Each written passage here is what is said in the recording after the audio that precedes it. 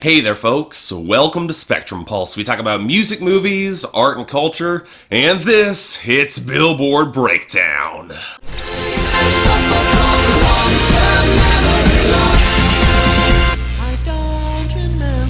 You know, it didn't used to be like this. Oh sure, make no mistake, there were times where artists could have multiple singles on the Hot 100 at once, sometimes even a lot of them, and I remember distinctly how much some chart watchers just hated how Glee would get a few charting entries every single week to eventually accrue the most number of Hot 100 entries of all time, a record they hold to this day. But do you want to know the big distinction between Glee and Drake, who thanks to streaming got all 24 of his albums /playlists /background noise to debut on the Hot 100 this week? Glee might have had cheap, watered down production and attempted to appropriate styles they didn't understand, but there is at least color and passion and diversity in the sounds and styles that they were trying to cover, whereas with Drake, we get none of the benefits, all the same drawbacks, plus refocus into a hazy hall of mirrors that all circle back on this Canadian, minus the existential horror that could potentially make any of this remotely interesting. Whatever, let's get through our top 10, where of course Drake shows up, but not nearly as dominant. Part of this is because Shape of You by Ed Sheeran, which is still impressively dominant as it rules sales, YouTube, and is somehow still gaining on airplay, it's holding on to that number one. And again, it's not like it's got competition at this point. That's What I Like by Bruno Mars is holding number 2 thanks to even bigger momentum on the radio, strong sales, good YouTube, but the margin that it's trying to cross is just too large at this point. Then we have I Don't Want to Live Forever by Zayn and Taylor Swift up to number 3, less out of its own strengths and its airplay inertia or sales where it lost on both, and more because Bad and Bougie by Migos and Lil Uzi Vert lost harder down to number 4. And sure, it'll still have some streaming, particularly on YouTube, but when streaming and sales aren't uniformly strong, when it doesn't have that diversity, it's vulnerable to challenges on its main channel. Compare this to I Feel It Coming by The Weeknd featuring Daft Punk, holding on to number 5. Thanks to good sales, strong airplay, it seems pretty comfortable right now holding on to its spot. It might even go higher. What actually surprised me was Tunnel Vision by Kodak Black holding on to number 6. But also consider, while radio and sales won't touch this song, and while it did lose an on-demand streaming, YouTube is still huge enough to hold it where it is. Just freaking lovely. Then we have the gains for Something Just Like This by the Chainsmokers and Coldplay. Again, it's not dependent on streaming, and with good sales and airplay, it's picking up momentum to go up to number 7. But now we have our 2 new arrivals to the top 10, only the second time in the history of the Hot 100 that a single artist has debuted 2 brand new songs in the top 10, and you all know what they are. Yep, folks, it's Passion Fruit by Drake at number 8, and Portland by Drake featuring Quavo and Travis Scott at number 9. And again, while there is a sick part of me that's kind of impressed Drake's streaming was so good they got this high, that's also all they have. Sure, they got a little bit of sales, but not enough to significantly make it for a run at the top 5, especially when the radio is very slow to adopt these songs, which it is. And finally, we've got Paris by the Chainsmokers. In this case, it just looks like it got overtaken, because outside of getting muscled back on streaming, it held pretty steady on sales and actually gained on radio. It seems pretty stable at number 10 right now. But let's compare to the much bigger issue here in the Hot 100 as a whole, the losers and the dropouts. And just like any other week with so many new arrivals, it cut a killing swath across the charts. Notable dropouts include Slippery by Migos and Gucci Mane, Chantaje by Shakira and Maluma, Selfish by P&B Rock, Today by Brad Paisley, Sober Saturday Night by Chris Young featuring Vince Gill, I Got You by BB Rexa, Better Man by Little Big Town, Caroline by Amine, Heathens by 21 Pilots, and Black Beatles by Ray Shermer and Gucci Mane. Some of these they died gracefully, others were cut off earlier than they expected and might actually revive in the future, but odds are most will never be coming back. And when you take a look at our losers,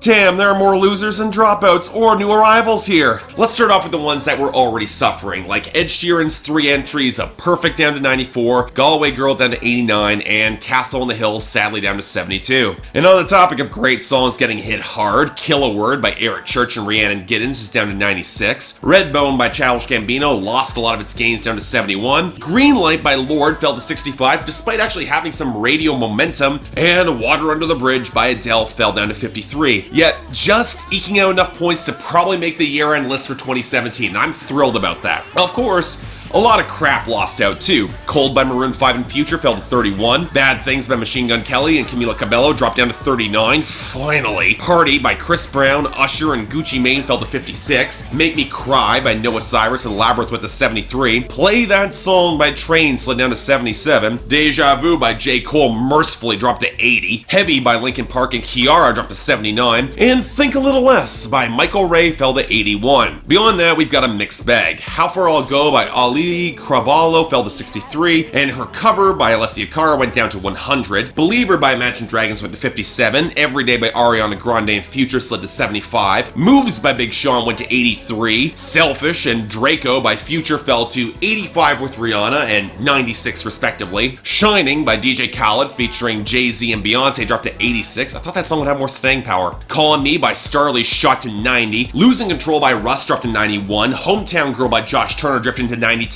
And Party Monster by The Weeknd went to 99. Oh, and we also had No Frauds by Nicki Minaj, Drake, and Lil Wayne falling to 84, which shows Nicki's attempt to turn a diss into a hit blown up by one of her own collaborators. I can appreciate the irony. Might as well get to that collaborator too, because Fake Love by Drake went up to 15, and that was the only gain this week. No returning entries either, no room for them. And look, I've already reviewed this goddamn album, and there are 24 new arrivals this week. Forgive me when it comes to Drake songs that I've already heard. I'm gonna be chopping it back to the bare minimum with plenty of snark for this, especially as I've already done this Drake show nonsense at least 2 times before, 3 times if you factor in his collab with Future back in 2015. But that rule will not apply to our first new arrivals, and none of which actually came from Drake, the first 3 of them. So let's start off with number 98, Swalla by Jason Derulo featuring Nicki Minaj and Ty Dolla $ign. Drink. Swalla la la, swalla la la, shimmy shimmy yeah, shimmy yeah, shimmy yeah.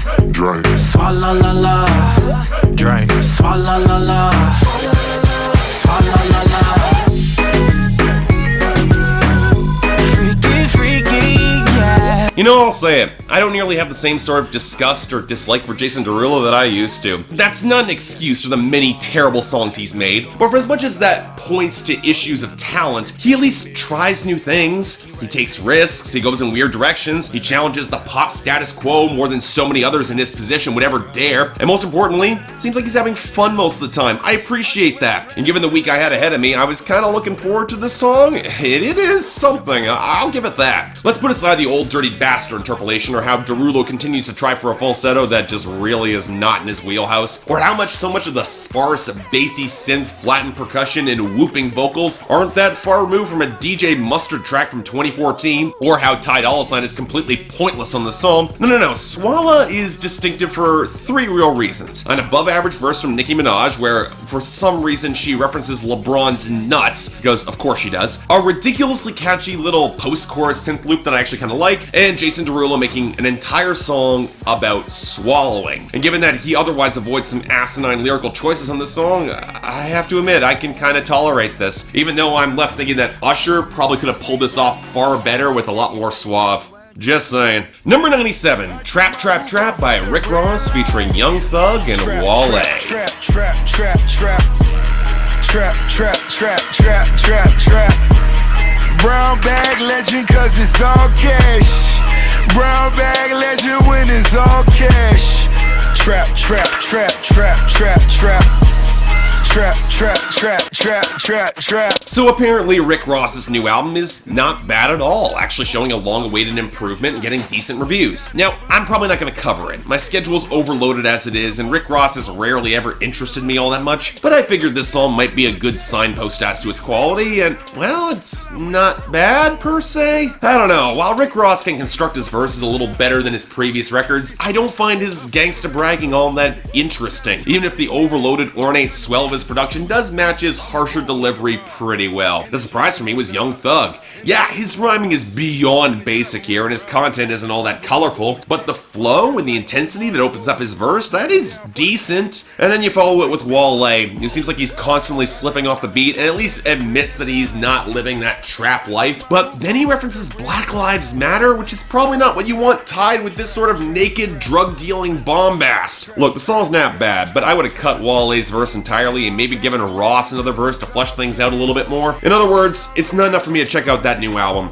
I'm busy enough as it is. Sorry. Number 88, At My Best by Machine Gun Kelly featuring Hailee Steinfeld.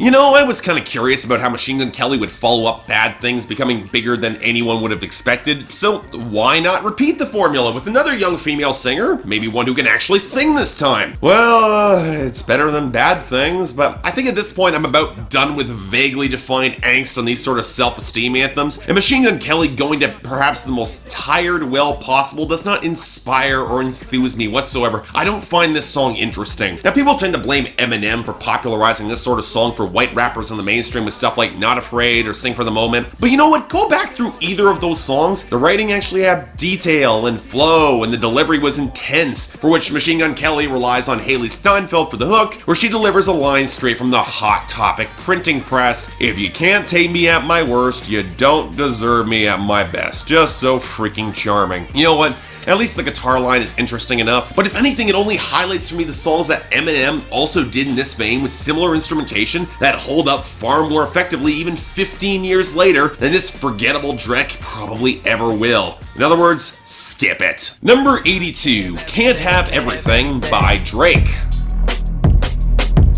Want a lot, can't have everything, but I want everything. And to begin our laborious exploration of Drake's songs, we have him failing to learn lessons that we all learned in high school. Open question here. Given all of Drake's success, what more can he still want at this point? What is the everything here? And more importantly, why does he want it against some of the most dreary music and flows possible? Such a dull song. Number 76, Skepta Interlude by Skepta.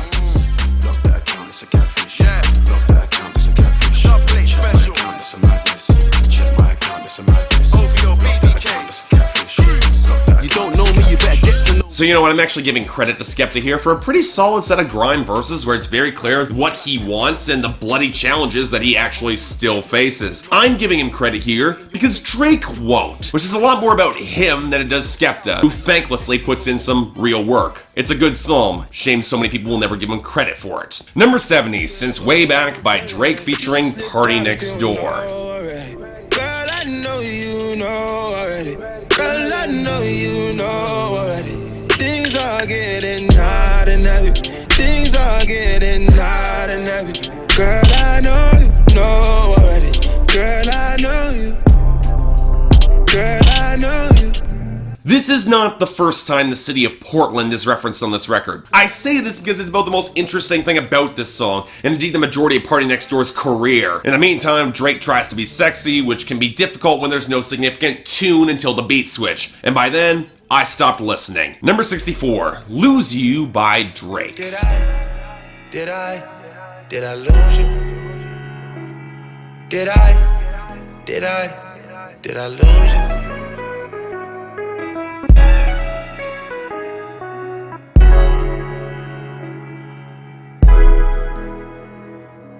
This is probably the most limp song of reference biker culture that I've heard in some time, hell, probably ever. And yet it still raises questions for me. Why is Drake running from something that he won't describe? Why does he reference R. Kelly again for no apparent reason, as this is not a remix? Why does he reference graceful losing and then not do it at all at the end of the first verse? Or spend the second verse kicking Meek Mill while he's down? And why do you think he's continuing to whine about any of this? Why does he think that'll make me care? Number 62, Ice Melts by Drake featuring Young Thug. I won't beat it up for something. You're diving at the rub for something.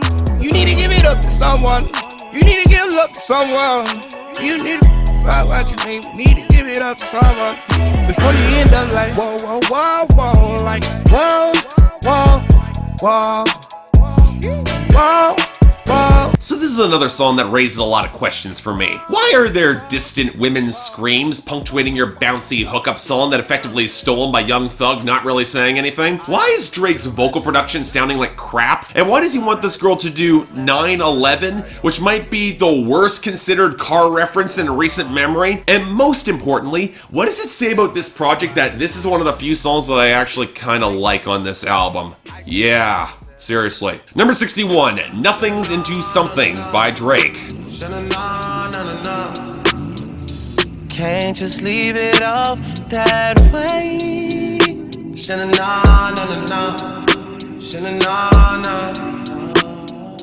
Can't just leave it off that way.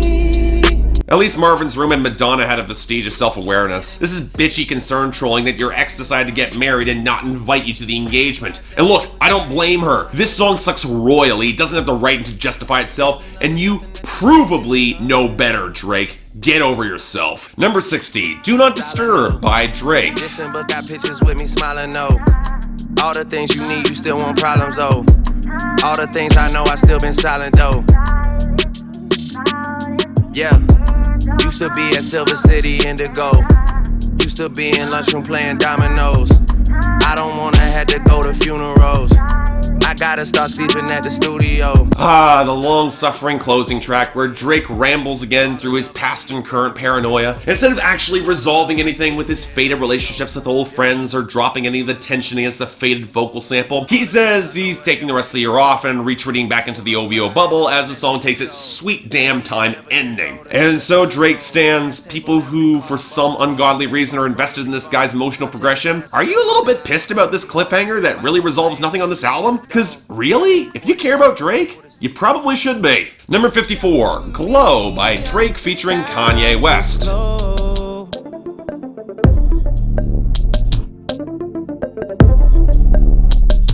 You better watch out for me, I'm bound to glow. You know, for as much as Drake has pulled from Kanye early on in his style and cadence and honesty, it's kind of telling in a bizarre way that they got no artistic chemistry on a song that promises a great deal of glow but never really pays it off. The most we get is an Earth, Wind & Fire sample from 1974, before Drake and Kanye were even born, which you can make a credible argument is better than this entire project. And I do. Number 51, Madiba Riddim by Drake. I need distance between me and them. To teach me how to love you again. God knows I'm trying. God knows I'm trying for you. God knows I'm trying.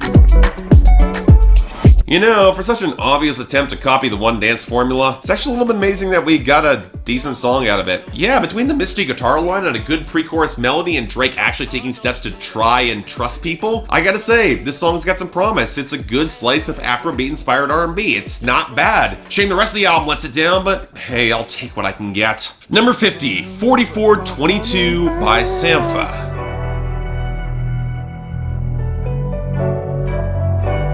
Say you change, but you never change.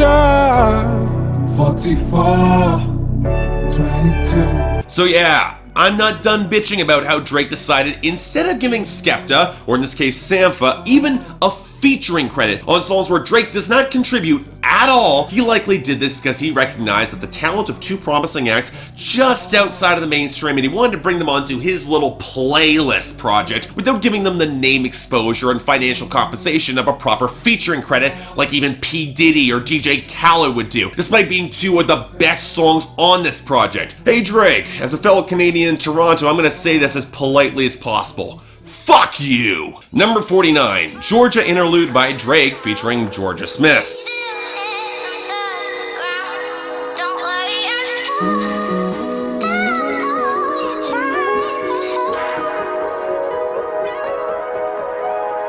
Okay, for this interlude, Jorja Smith gets a credit on a song that's even shorter, and neither Skepta and Sampha do. I don't get it. It's not like Drake's contribution is remotely interesting. Hell, if I'm being honest, the most compelling part of the song is Stevie Wonder's sampled harmonica. And on a fragment like this, well, it's a little more excusable, but not by much. Number 48, KMT by Drake featuring Gigs. Love is just not in my plans. Not even taking a chance. Studio right in my yacht. I'm doing 10 in a week. How long I been on the street? Dream about work in my sleep.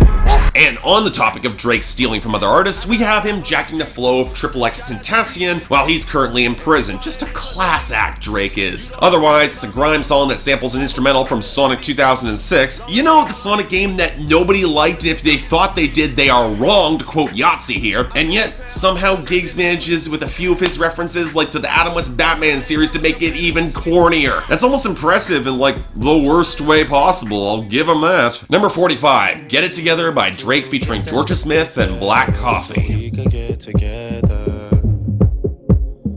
You need me to get that shit together so we could get together. You need me to.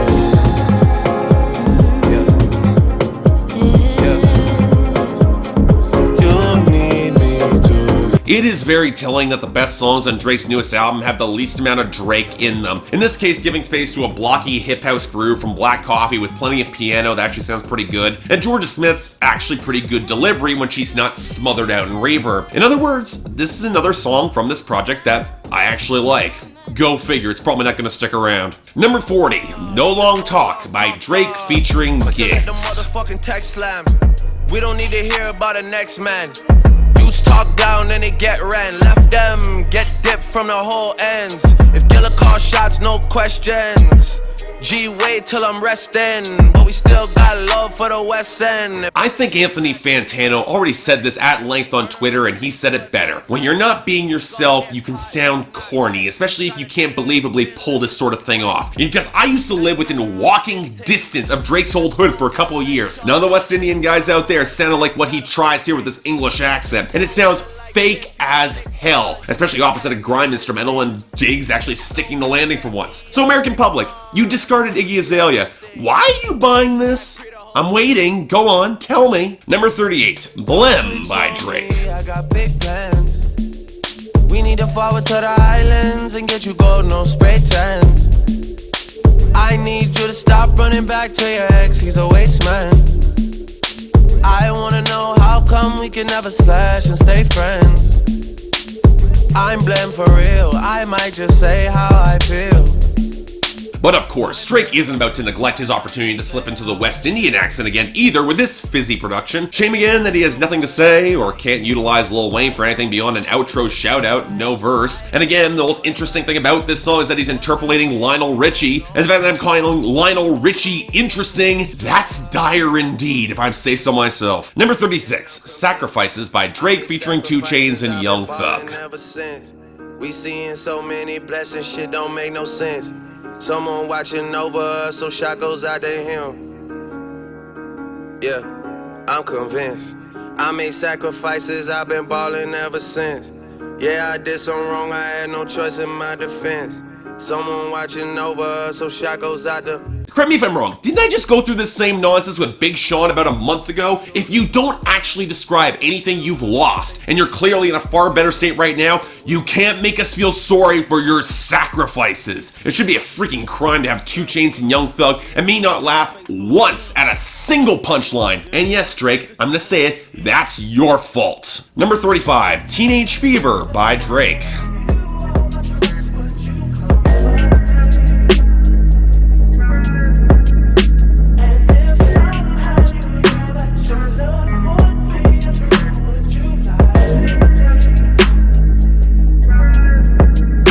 Only on a 2017 Drake album, we get a sample of a middle-of-the-road, late 90s Jennifer Lopez track being the most interesting thing about it. And yet the production, for some reason, pitches it down, pairs with a discordant fart of a synth, and makes it about Drake hooking up with a modern-day J-Lo. Somehow, I don't think J-Lo would consider this a good tribute. At least I hope she doesn't. Number 29, Gyalchester by Drake. Ice blue mink, tat on my wrist like I do not know what permanent is. They want me gone, wait for the kicker.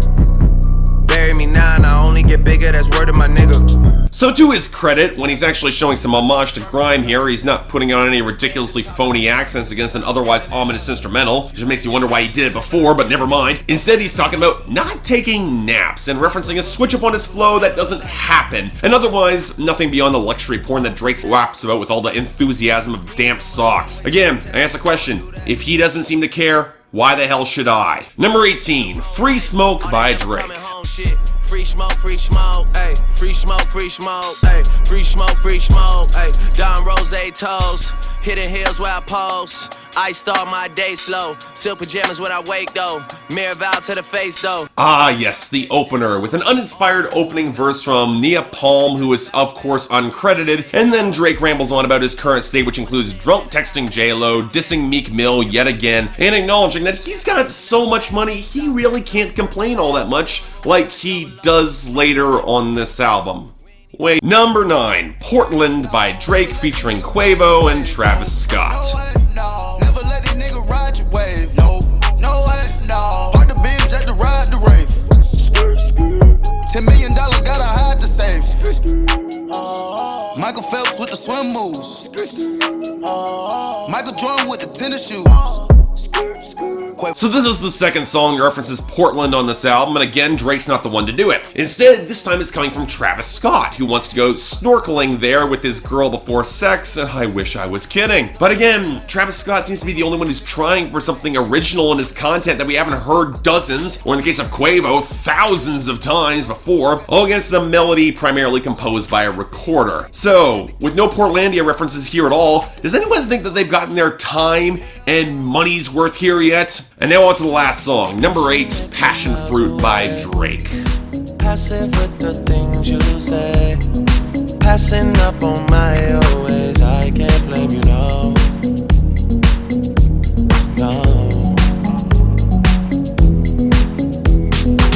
So no joking around here. I actually considered going to the grocery store and getting an actual passion fruit to come back here and make some extended riff on fruit analogous to Monty Python's Flying Circus. But really, that would be elevating even any comparison to this project to something that's far better than it's worth. Monty Python had energy and verve and insight and wit and diverse ideas and showed the care of master craftsmen building genius comedically piece by piece. It was actually interesting. Compare this to this slice of whitewashed, cynical dance hall crossed with easy listening blandness that can't even start properly. No, I can't do that. I won't do that. Now, it's not even that the song is bad in comparison with the rest of the list. It really isn't. There is worse here. But it adds nothing to the musical conversation beyond desaturated blandness that ambient composers would consider an insult to background noise. But you know what, folks? That was our entire week, and I'd be lying if I said that there were any real standouts to choose one way or the other. But if I were to choose the best, 4422 by Sampha gets it, followed by Madiba Riddim by Drake, even if, yeah, it is a rehash of what he's tried to do with One Dance. As the worst, yeah, Nothing's Into Something's easily takes that, followed by Since Way Back with Party Next Door, just an utterly worthless little tune. In the meantime, I hope I feel better coming out this week. I was really sick today. Next week will be the fallout to see how much of this actually sticks around. Hopefully, not much. But until then, I'm Mark, you're watching Billboard Breakdown on Spectrum Balls, and I'll see you next time.